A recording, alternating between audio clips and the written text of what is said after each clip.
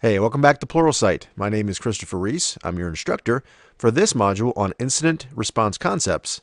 Let's go ahead and get started.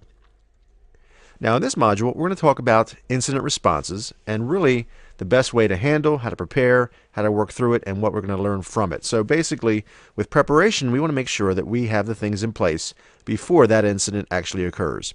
We'll talk about incident identification so that we can understand exactly what an incident is, and then, of course, how we need to handle it once it happens.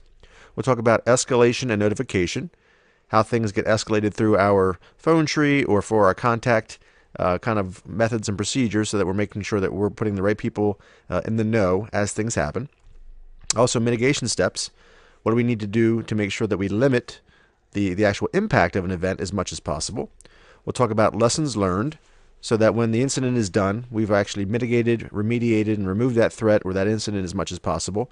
We want to make sure we learn from it so that we can make sure that we don't have the same type of issue again, or we can mitigate, of course, as much as possible.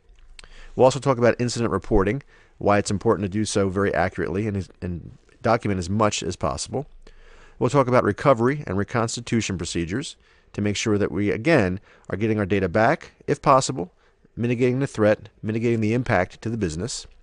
We'll talk about a first responder. We mentioned it in another module, of course, but we're going to talk a little bit more about what a first responder is and how they should handle a specific incident.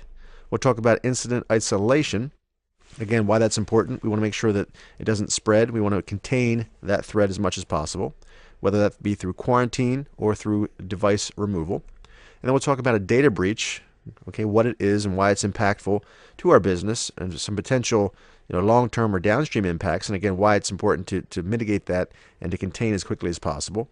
And then we'll talk about damage and loss control. Again, it's not just ourselves we're thinking about customers, investors, and things along those lines.